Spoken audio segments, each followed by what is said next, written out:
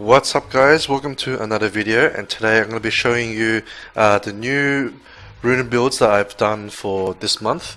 Mostly it'll be new units that I built, and also a couple of old ones which I re-runed for certain purposes. So I was going to talk about those specific changes and just go into those units in a bit more detail, rather than going through all of my units as fast as I can, because that will take quite a while still, and I'll just be repeating a lot of that anyway. So I'd rather focus on specific units a lot more. And if you want to take a closer look at other units and how they're ruined, you can always check my Swole Farm profile. It is already updated. I'll put a link in the description. But otherwise, at any other time, you can always check my Twitch page, which has the link as well, or you can just save the link and just look at it whenever. I usually update it shortly after every rune removal, right? And I'll let you know if I update it again midway through the month, because usually I will do another rune removal halfway, so when that happens I will update it again. But anyway, to start with, we have Soha. Now Soha has been a unit that I had since pretty much the beginning of Summoners War. She was actually my first Nat 4 ever summoned, and she was my fodder farmer for the longest time. Now I've had a sort of just as a world boss unit for a very long time. Now I decided to rebuild her mostly for Fire Rift. Okay, so let's just talk about her skill set real quick. The main reason to use her is the Water Attack Leader skill. Okay, now I can always use Perna, alright, but the problem with running my Perna is not on a high damage build. It's on like a tanky build for PvP, so he doesn't actually do as much damage as he used to do. So I try to avoid using Perna where possible. I mean, for most of my rifts I still have to use him anyway, but at least for Fire Raid, Soha brings an attack lead very close to Perna. Like Perna is 44%, this is 40%, although it's only for water. So this doesn't affect my Huahi, but it affects everyone else. And additionally, I can put her on like a higher, a decent damage build, attack, with attack crit damage attack. And she also has an AoE, which is quite nice for this raid. So I'll probably do a video soon showcasing my new rift team for fire. I'll do it for all the rifts, but for fire, at the moment I use Soha and Tail as my two AoE units. I'll probably talk about that in more detail when I do the dungeon guide, but those two are covering the AoE to kill the ads at the moment, so I'm pretty happy with it at the moment. And so yeah, these are her stats. She's like a little bit tanky, you can see she does have like a decent amount of defense, which helps her survivability. I think that's a little bit more important than HP. Like, if you can get high HP, it's nice, but if you can get her to about 1k defense, it helps her survivability a lot. Also, give her like a decent amount of speed. If you can't give her a good amount of speed, then put her on a speed slot 2 and try to give her some more attack substats to make up for it. Just so that you want to make sure she moves decently fast. That way she can she's better AoE the ads at a good time. I put an enhanced set on her just to help the team survivability, but ideally I would probably put her on triple fight eventually, once I get enough runes. The problem is I'm using a lot of raid specific units now, like Soha being I only use her in Fire Rift, right? Ideally I would like to put her on triple fight, but there's going to be a lot of units that are going to want that, so it's going to take me a while to put them on that. But at the moment, I mean, I'm pretty happy with the build. I haven't failed with the new Fire Rift team, and also it's been pretty consistent triple S. Actually, I don't think I've even gotten that double S yet. It's been pretty solid triple S all the way through. And yeah, and also the main reason to use her is because they changed the elemental rift so that if you have elemental advantage, you'll do more damage. There's a 50% extra damage, so using her over Perna is good in that sense, because she's getting that extra damage bonus, whereas Perna doesn't. So yeah, If you have Soha, she's quite, in my opinion, she's quite good for Fire Rift. Okay, I believe last time I showcased Ariel, I did mention that he was built incorrectly. So these are his stats at the moment, right? It's pretty standard sort of build. It's pretty almost the same as before. He might be a little bit slower, but I think he's still fast enough. He doesn't need to be too fast for what I need him to do, which is tank Sierras. So he's on Violent Will now. This gives him the turn 1 advantage. Like I can be protected against the Sierra bomb for 1 turn at least. Alright, and I took him off Nemesis because that was what he was on before, Violent Nemesis, and the reason that was bad was because it pushed him over. Actually, I think he was maybe Nemesis Will or something. I can't remember exactly what it was, but I think I had him on Nemesis at one stage, and it pushed him above Raccoon's speed, right? Or his attack bar at least, and that means Raccoon doesn't remove the stun before Ariel moves to heal. So that was a bit awkward. So I wanted to take him off Nemesis to avoid that happening, and so far it's been working okay. Okay, let's see, who else has changed? Woosa has changed a bit. So he's still on the same build, except he's a bit faster now, but less tanky. Now, before he used to be on a speed HP build. He used to be on 285 speed. I believe he's gained about 10 speed by changing him to resist slot 6. Alright, so the reason I put resist slot 6 on it is so that the other runes, right, they don't need to have as much resist on them, and that means I could increase his speed. Alright, so now he's quite fast, 295. Well, it's a lot better. I'm sure he could definitely do more if I just like focus purely on speed. But I think he's fast enough for what I use him for, which is I just need him to outspeed most Orions, so that he can buff and protect my Wind Panda. Okay. Also, with his old build, I found that he wasn't really taking much damage. Because like he would only be tanking things like Wind Panda, sometimes maybe Sierra, stuff like that. And you know, the Wind Threats don't really do that much damage. Other examples are Wind Monkey King and Ritesh. Wind Monkey King sometimes might do a little bit more damage, but you know, as you can tell from most of them, as long as I have immunity up, they're not going to do much damage to Woosa, especially like when I have healing over time from the Panda as well. So he never really took that much damage anyway, so I figured why not just give him resist slot 6. He doesn't need to be as tanky for what I need him for, and I can make him faster, make him like less likely to get outsped by an Orion. Some people might have a swift Orion, like 290 plus, so I want to avoid getting outsped by that. Okay, Bastet is another big change. Now you can see here she's a lot faster than she used to be. She used to be about 120 something speed, and basically previously it was speed tuned to like my double illusion team. Okay, I have since actually pretty much the past month or 1 or 2 months, I haven't really been doing arena that much. I've been a bit over it. I feel like to me, like I'm not going to be that competitive in arena until I get some like other units like Tiana to help me with my AO, and maybe like another good Guild War, obviously arena defense unit maybe. I'm still sort of playing around with arena defense. I have like some ideas which I'm going to try still, but I haven't really been tryharding it, so I didn't really care too much about my AO. So I switched for my double illusions. I'm back to using Megan instead. Obviously it's a nerf to the team because Megan doesn't increase the attack bar as much as Bastet does. And also Megan has 1 less base speed. It's not a lot of difference, but every bit of speed does help make it easier to rune up. But I mean, making Megan or Bastet fast enough to move before Lucian isn't too hard anyway. So the main thing is the attack bar increase, right? So with Megan, I'm more likely to get cut in by double Nemesis, Prahas and stuff like that.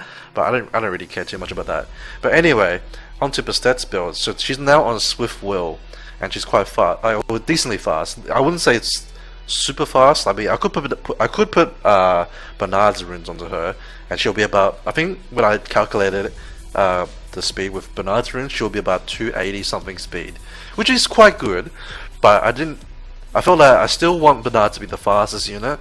So for now, like, you know, I left it alone. I think if I ever get a Tiana, then I'll probably just not worry about Bernard. I'll probably D-Rim Bernard, and maybe make either Bastet or Kabila my next my new attack bar booster. You know, if I get Tiana. So she's on Swift and Will. This is mostly for RTA. Right? That's the main reason I built her like this. Whether it's the ideal build or not, I'm not sure yet. The reason I put her on Swift is because with my usual team, they're generally quite fast. Like my Varad, Ganymede, they're all like 230 speed. So I didn't feel it was really worth making her Despair, because the fastest Despair set I could put on her, which would be my second best Despair set, would probably put her at about 240 speed. It's not that much of a, you know, difference between that and Varad and stuff. So she's not gonna like help me bolster them, like to move before the opponent. So I wanted to make her as fast as I could, you know, for that purpose. So that's why I put it on Swift. Now, a lot of people have asked me, what is the best build for Bastet? Like, you know, is it Violent? Is it Swift? Is it Despair? Or is it something else? The Bastet is very flexible, and it really depends on who you're pairing it with. Now, if you're pairing it with fast crowd control team, like I'm gonna do, so I'm gonna pick things like Sierra, Varad, Gani, probably Sekhmet as well. Those sort of units. Then I want her to be quite fast, right? Also, like my bruises are generally decently fast too. Like the bruises that I'm gonna pick are Chroma, Fire Monkey, Wind Monkey, and Wind Panda. Right? They're all built decently fast, so having a fast Bastet is good for them too. But if your bruises aren't like 200 speed, maybe your bruises are like, you know, 160, between 160 to 180 speed. Things like Leica and stuff like that generally may not be that fast. Now you don't really need Bastet to be that fast, right? It's a bit of a waste to run a Swift Bastet for that reason. So for those sort of builds, or like those sort of teams I should say, you should run something like either a Violent or Despair Bastet. Now I mean, they both have their advantages and disadvantages. The disadvantages, I guess it depends on your playstyle and what you feel suits your team the most. If you're running things like Leica, I think Violent is a little bit better because the shield works really well with Leica, right? With his passive, because it will still reduce the damage dealt through the shield, like from the shield, and therefore, like, yeah, the shield's very effective with his passive.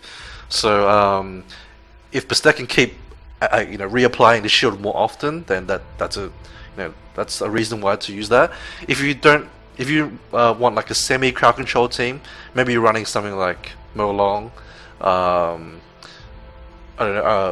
don't know, any other like sort of like bruiser that can stun, right? Then you might want to run a Despair Bastet to help that out, because stuns are very powerful, especially with the new Violent change. So I guess it's up to you really. Maybe you should also compare what is your fastest Despair set and what is your fastest Violent set. Generally speaking, I think most people will have a better Despair set because your Violent runes are going to be taken up by more monsters. So you're probably generally going to have a better Despair set. So yeah, it's flexible. The other way I used to build her is Will Double Fight, and that was for my Double Illusion team. Because for Double Illusions, you don't need Bastet to be that fast to move after Bernard. Obviously, the amount of speed you need to move after Bernard will vary depending on your Bernard speed. To give you an example, my Bernard speed is 306, and I believe the minimum requirement for my Bastet was something like 220, roughly. Okay, maybe a little bit more than that actually. I think it might be 224 or something. So I put it slightly above that. So I think it was like 226, what she used to be, which is in my opinion not too hard to get with a slot 2 speed and like a decent amount of substats, you know, like across all the other runes. You do need some decent fight runes for it, but as long as you have like even blue runes that double rolled, this speed should be okay. But yeah, that's like an alternative way to build. As I said, she is very flexible. It really depends what you want to use her for. Okay, let me just scroll through and find who else has gotten a major change. So I think Sekhmet got a change in that she's a lot faster. Mostly because I found, well, actually, she's using a defense rune now, which I reappraised from last week. All right, from the reappraisal packs. So there's that, and she used to be on resist slot 6. She used to have Woosa's slot 6 rune actually, which is the resist rune. So I took that off and moved it to Woosa to make him faster, but I was able to make Sekhmet faster as well. Because I took her off like having max res. She used to be the max res build. Actually, both of them, both Woosa and Sekhmet used to be max res. I decided I probably don't really need Sekhmet to be max res as badly. What I mainly wanted is her to be very fast and like a decent amount of accuracy as well. Ideally, I would like her to have 85 accuracy, but I couldn't quite get it. Like, well, I'm nowhere near it really. So this is what I have to do for now. But she's still quite fast. I'm pretty happy with that. And defense, in my opinion, is quite good in RTA, so don't be afraid to run a defense rune for your RTA monsters, because especially for like a crowd control team, which is going to go for a long time, defense will scale, or it will your defense will always remain the same. You only lose HP when the timer ticks, right? So defense is always going to help you reduce the damage that you're going to take. You still want some HP, obviously, but you know, having a balance between the two is better than stacking HP. Alright, so you can see there's a new unit here, which is Lukasha. So I built Lukasha specifically for win raids. I was going to try her in Necro, but I decided not to because her base stats are very bad. Like, her base HP and defense are very low, and compare that to Rauch's base stats, like, it would make it way too hard to build her for Necro, in my opinion. Or I would have to give her much better runes that I really want to give her, especially for like Violent Revenge. So I just left it. I left it my Necro team as is because it's still pretty stable anyway. But I'm using Lukasha in win raids because she does pretty good damage, right? And she also does defense break on skill 1 reliably, which is very important because like my main defense breaker otherwise is Lexi. Sorry, Lexi is the fire assassin, and the defense break on skill 1 is only 75% harmful effect rate. So I built Lukasha to help, you know, apply or make sure that it's applied more reliably, you know, early on. And I put her on Vampire just to help her stay alive, because as I said, she's very squishy, right? And because the boss reduces healing as well, and does damage over time, I want to make sure that she survives. So I gave her Vampire to help her like keep herself up, so that it's not as healing intensive for my Huashi. Now the downside to her build is her accuracy is very low. I would like to give her about 30 accuracy, at least 15 I would say, but I think 30 accuracy should be what's required for raid. I actually didn't check it, but I think I usually will try to rune I will try to rune excuse me, I'll try to rune elemental rift units towards having about 30 accuracy.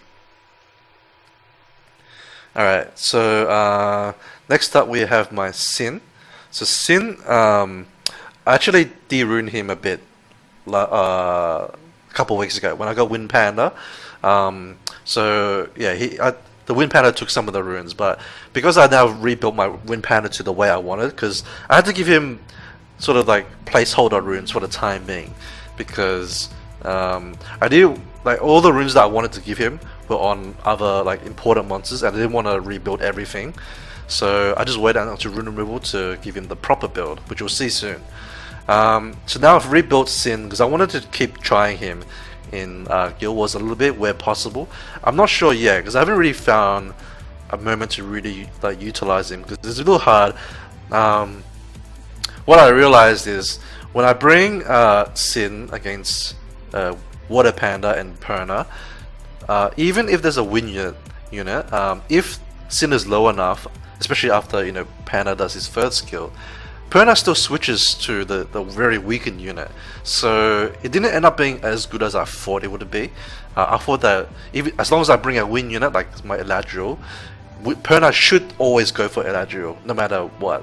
But I was wrong, because you know, Sin doesn't get defense broken, which is the main reason why I wanted to put him in there. Because if Panda, or if the Water Panda defense breaks like any other fire tank, then Panda will switch to it, right? And I didn't want that to happen. That's why I built Sin, but it didn't work out as well as I thought it would. So I'm not sure if I'm going to keep it, but for now I'm going to like try it out, and I might even just play around with it for fun in RTA, just because people won't expect it. And like a defense scaling DPS unit is actually pretty good in RTA, especially because you can't get defense broken. Because you know, it's sort of like Wind Panda in that people's health will go down, but his defense is going to remain the same, so he's always going to do very good damage. So I'll play around with it, we'll see how it goes. Okay, let me scroll through. Here we go. A new unit that I've built up is the Drunken Master. So you may be wondering, like, but why? So let's go through his skills. Right. Well, first off, actually, he's an attack scaling healer, right? He's attack type. Right. His base stats aren't like especially good or anything, but his skill kit is quite nice for rifts, in my opinion. So the first skill is it ignores defense, alright? So that's nice for the non-groggy stage where, you know, you can't put debuffs on the boss. So ignore defense is nice to help like kill the boss a little bit easier, because you know you're not gonna have defense break. So ignore defense is nice for that. Second skill is a heal and reduce chance to get critically hit, or anti-crit basically, and it scales off attack power. So so you know, it's an attack power scaling heal, so he can do damage while healing your team. In my opinion, that's pretty good. The anti-crit is I haven't really noticed it doing that much, but I guess it's nice to have, right? Because I don't know how often the boss would normally crit you anyway, because you have elemental advantage. Well, my team is all stacked on win, right, for the water boss. But I guess with this buff up, it's pretty hard for him to crit you, which is a good thing. Reduces the amount of damage you're taking, and it allows you to bring some squishier units. One of which you'll see soon, which I also built. Actually, you can see it there, but I'll talk about it in a second. And the third skill is a heal over time. Plus, it also defense breaks, which is quite nice. The harmful effect rate does go up to 100%. So he's a defense break on skill 3 for the groggy stage, which is, you know, obviously good. So he's got two forms of heals. Heal over time is pretty good for this water beast as well, because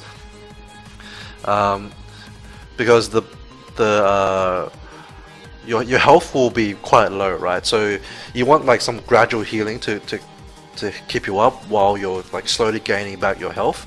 And that, in my opinion, that helps a lot compared to having like a pure healer having to heal up every couple of turns or whatever. So I find that, yeah, so far like the team hasn't failed yet. It's pretty good, and I'll show you that in a future video, more closely at least. So these are his runes. I put him on Violent, of course, because he's the healer. I need him to, you know, heal more often, right? Or make sure that he has the cooldowns up. I think I might be able to test him out without Violent. I might try that next rune removal, just for like, you know, try it out. See if it's enough. If it's enough, then that's even better, because I can give him better attack stats by doing that, and the Violent runes can go to someone else. Alright, so you can see here there's another new unit, which is Gemir. So you might also be wondering, like, why this guy? So this guy, the reason why I was really interested in him is because of his passive. So the lower your HP, the higher your attack power will be. Now, obviously in rifts, you're going to be taking a lot of consistent damage, right, from the boss. He's going to keep attacking you during the non-groggy stage. So that means he'll do more damage Alright, and that will help you get through the non-groggy stage quicker if you can kill it quicker. And if you combine that with his first skill, which is a life leech, so he can leech back a lot of health, with this. It's sort of like running an Astar with Vampire, because she has a passive where she deals more damage when she has less health than an opponent. Same sort of idea, you're on lower health, you can pretty much heal yourself back up. And second skill is just like a standard, it's like a Seek second skill, the standard like high damage skill. The other thing is he has very high base speed, like all the Hellhounds. So that's pretty good for running him on Swift, right? He scouts very well with that. It means I can also put him on slot 2 attack without really worrying too much about his speed. He's still relatively fast. He's fast enough to gain attack bar, enough attack bar so that he's not too low when the boss does his like freezing ability. So yeah, he's like basically there as a damage, like a pure damage dealer, and so far it's been doing okay. I compared him with Teshar. It's about the same, roughly the same. So this is like a free-to-play sort of option for a damage dealer in the water boss, and I do recommend it. Although he is quite squishy, that's the main downside. I think if you're running the Drunken Master like I am, then it will probably be okay, like because the anti-crit buff, sorry, on your team. Otherwise, if you're struggling to survive with it, maybe you might want to put him on like a slightly tankier build. Maybe try to give him more HP. His base defense is very low, so unless you're going to give him like flat defense on like for the substats, don't do it. Obviously, don't do it on main stat, but he'll benefit a lot from flat stat gains because his base defense is so low. Sort of like how Shannon works. Shannon works in that defense is not very good on her, but flat defense is actually okay just because the amount of percentage or like the amount of raw defense you'll gain from percentage defense is not that high anyway. Same sort of idea. Actually, there's another win unit that I forgot to take out, but I'll show you that in the monster box in a second. Alright, so this is my Win Panda. So previously, Win Panda was about similar stats, except he had like not much resistance. This is the build I wanted to put him on, which is like pretty much the same as before, but with max res, right? Because I put him on Guild Wars defense, so I think running him on max res makes him very hard to kill, right? Especially when you try to run Theo Tessa, that sort of thing. Resisting those oblivions and defense breaks just matter a lot, especially because when you have to attack Panda, you're going to give him attack bar, and you generally don't really want to give him attack bar, right? So you try to not to attack him, but when you do attack him, when you're forced to attack him, he'll start getting attack bar. And if it's very hard to apply these like debuffs on him, like defense break and oblivion, then he's still going to do a lot of damage, and he's going to move more often because you keep boosting his attack bar. And secondly, whenever they do apply those debuffs, he still has that chance to cleanse them off with his second skill. So I think high res Panda is pretty good if you can, but if you can't get max res Panda, then I wouldn't bother with it. Alright, I would only bother with max res, like I wouldn't bother with like 90%. I don't feel 90% or anything below that is really worth like going for. You may as well just ignore the resistance in that case and just go for higher HP or defense. I mean, personally, I would like more HP on my Panda, but I think it's gonna have to do for now until I find some better runes for him. Okay, I rebuilt Lyn a bit. So previously she was on like a max crit rate build because I put her in Giants. I still use her in Giants, but I don't really care about Giants too much. At least like I don't need like consistent damage. So I dropped her crit rate a bit, mostly out of necessity, but I didn't try to force it onto her because I wanted her to have high crit damage. I wanted to put her on Rage to give her more crit damage as well. So I made her like, or I filtered the crit rate to 85. That way she'll be usable in the Dark Rift. I actually ended up taking it out of the Dark Rift because I found that my not having her in it was actually a bit more stable. The reason probably for that is because her base defense is abysmal. Right, 329 is absolutely trash. I think she will need to have more tanky stats to like really make a difference in the Dark Rift for me at least. So I actually went back to my old team, just my standard team, and it's doing okay. So so now she's just in Giants, but yeah, I don't really care if she's not optimized for that. But if you want to optimize it for Giants, I would recommend max crit rate. Okay. Alright, a few more units here. So if there's Shuma. So Shuma, another Hellhound. I built him for the light raid, and so far he's doing okay. I need to test it out a little bit more for consistency, but he's doing okay. Like, he does pretty good damage. So he's actually extremely fast, right? And he's also gets more speed from his passive. I think this actually doesn't show up in his stat sheet, so you should actually add like an extra 15 speed onto this, I believe. Don't quote me on that because I'm not a Shuma master yet. But he scales up attack speed for his second skill, which is quite nice. He does a lot of burst damage. Actually, like a long time ago, I versed a Shuma on Guild Wars defense back when I was still a noob. I got outspared by the Galleon and the Shuma, and the Shuma just one-shot me. I think I forgot what I think I brought Darian to like tank it or something, and he just like the Shuma just one-shot it straight out, even though he's not like my Darian was on triple HP. So he does do quite a lot of damage, and he also like recovers HP, which is quite nice. And obviously on the light raid he has elemental advantage. He also has elemental disadvantage though, similar thing to Lin. Both of them are very squishy. I mean, actually Shuma is a little bit tankier than Lin as far as defense is concerned, but they're still quite weak. So they do take quite a lot of damage, and it's a little bit hard for them to survive. So try to give him a little bit of tanky stats if you can. Like mine would still want to be a little bit tankier if I could. But so far he's doing okay. Like at least the light boss doesn't do as much damage as the dark one. Well, at least that's my findings anyway. And the other dark unit I built for light rift is Hellea. So the reason I use Hellea is because she's sort of like my Wind Homunculus in that she does defense break and branding in one skill, right? On her third skill, right? And in one go, similar to the Homunculus third skill that I run, which is Whirling Wind. And that way, basically, I can run her instead of the Wind Homunculus and still provide the same role. Plus, she's a little bit better in that she also defense breaks on skill 1.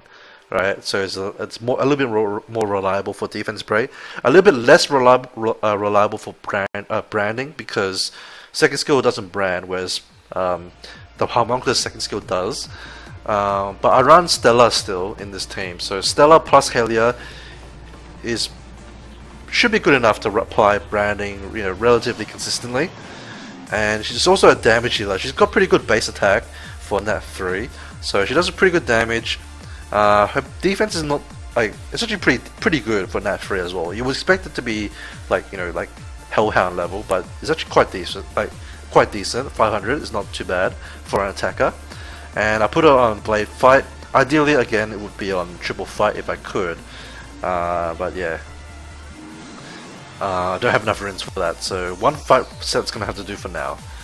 And as you can see, I try to give her like some tankier substats because you can't make her too YOLO, right? You try to give her at least like plus, or aim for like plus 100% HP, so that basically you want to like get her to like 15k total HP roughly, and also double her defense. So similar to what I have, which is like an extra 100% defense, including the flats. Okay, so, and also obviously the crit rate for a lot of these units are based around having elemental advantage. So that's why it's a good thing because it reduces the rune requirements. You only need 85 crit rate, which is much easier to rune up obviously than the max crit rate. Alright, now I have my Dark Homunculus. I tried this build out, which is so we got Chain for the first skill. Second skill is Rune. Now Rune is it's kind of like a damage dealing ability for raids. Alright, so you extend the harmful effect by 1 turn with I believe it's a 50% chance. Yeah, 50% chance, right, for each debuff that's on the boss already. Alright, and after that, you do damage based on how many total turns of harmful effect rates, or harmful effects that are on the boss. So if you have 5 debuffs and they all have 2 turns, that's 10 times the damage, and the damage is 2,000 per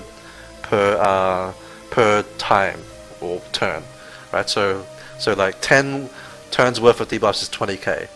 Now there's a weird thing with branding. If you have branding on the boss, it depends where the branding is positioned on the bar, and then the damage will differ based on that. Alright, so it's kind of weird. If you look up Reddit, someone actually like explained it a little bit better than I can. But basically, yeah, I think if it's on the rightmost position, it will give you the 25% damage to the whole, like based on all the debuffs. But if it's in the middle or something, then you won't get the full 25% extra damage for everything, right? So it's a little bit weird in that regard, but that's how it works. Actually, one viewer asked me, is it worth running Pang to like combo with this? Actually, at the time, I answered this incorrectly. I thought it was not worth it because I thought that the damage was based on how many turns you extend, rather than the total number of turns that after extending. So Pang actually would combo with it, but the problem with that is she'll take up a slot which I can't really afford in my team right now. So I'd rather not run it, but it would work with her, like it would work well in that sense, like for increasing the damage. So far with my testing, I have been a little bit unimpressed by this ability anyway. So like I probably wouldn't really recommend it anyway. I did want to test it out to see how well it did, but it didn't really speed up my run or make it any safer. So I think I'd rather run like a pure damage dealer. Like if I ever get a second Kung Fu Girl, which is light or dark, then I would probably run that over it. But for now, I'm just going to run this since it's already built. And the third skill is Analyze Weak Point. So obviously this is for more debuffs. Obviously this combos with her second skill, so she can apply this and then use Ruin in the following turn to hopefully increase the turns and do some damage. The other reason why I think this build is not the best is because the boss will tend to jump quite often, right? This will only, like, the debuffs will only really stay up a lot during the last phase. And that's the only time where you can really do damage. So a lot of the time she actually doesn't really do much damage because the boss will just jump and remove all the debuffs anyway. And if she happens to use the Ruin ability when there's no debuffs, she'll do nothing. So yeah, actually I don't know, or like if there's only 1 or 2 debuffs, then it's a bit of a waste of a skill. As for skill ups, she's not quite maxed, but I'm missing just like 1 cooldown on this skill, so I feel it's not too important, but I will max it eventually just to finish it off. Now I gave her Fight Enhanced Determination. So the reason I built her this way is because I just wanted to because I don't need her to be on any particular skill. Rune set, because her first skill does not do a debuff, and that means you don't really need revenge on her for that reason. So I didn't need to force revenge on her, and therefore I could just give her some like stat sets to help the rest of my team out. You also don't need violent because she's not a healer, right? And you don't want to put too many violent runes on your R5 team anyway.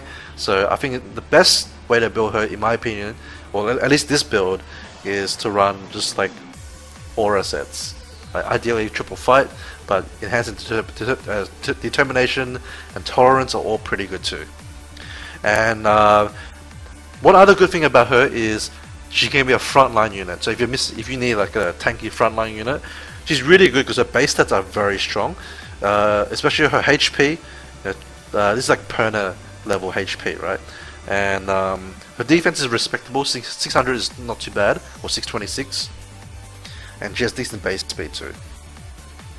Overall, I feel the homunculus, like these new homunculus, they didn't do a very good job with them. I feel like it's generally speaking, they're all pretty underpowered. I feel like they could be a lot better than they are, especially their first skill is quite like meh.